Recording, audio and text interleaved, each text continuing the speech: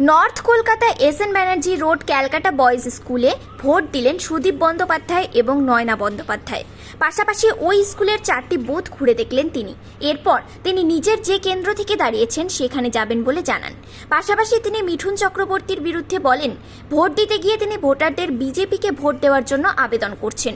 পাশাপাশি সকাল থেকেই সুষ্ঠুভাবে ভোট হচ্ছে বলে তিনি জানান এবং তিনি তার কেন্দ্রে জেতার জন্য আশাবাদী। পরের বার তার থেকে বেশি ভোটে জিতি করতে করতে আমি যতবার ভোটে জিতেছি তাতে 2019 সালে আমার ভোটে জেতার সংখ্যা সবচেয়ে বেশি। তো এবার আমার টার্গেট থাকবে যে আমি যেন গতবারের রেকর্ডটাকে আবার ভাঙতে পারি। আমার মনে হচ্ছে তাই। নিরাপত্তা বিঘ্নিত হওয়ার মতন পরিবেশের লক্ষণ এখন আমি দেখিনি। কারণ আমি যেখানে এসেছি তার প্রথম ঘরটিতে 64 জন প্রথম ঘরটায় ভোট দিয়েছেন, আর একদম কম পড়েছে যেটা 37। তাহলে আরো একটু ঘুরলে তারপরে এই ব্যাপারে একটা স্বচ্ছ ধারণা পাওয়া যাবে। শান্তিপূর্ণ চলছে ভোট, আর এত বড় ভোটে একটা একটা জায়গায় কোথাও কোথাও কিছু ঘটনা হতে পারে, কিন্তু সেগুলো মিটে যাচ্ছে। কিন্তু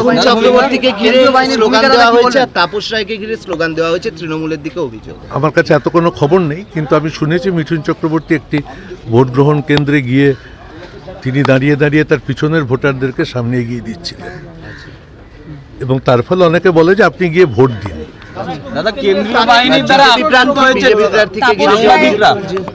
আমি প্রার্থী সম্পর্কে প্রথমে যেমন খবর রাখিনি, আজও রাখছি না। আমি বিজেপি প্রার্থী বলছি। বিজেপি প্রার্থী সম্পর্কে আমি প্রথম থেকেই এবার খবর রাখিনি এবং শেষ পর্যন্ত খবর রাখিনি।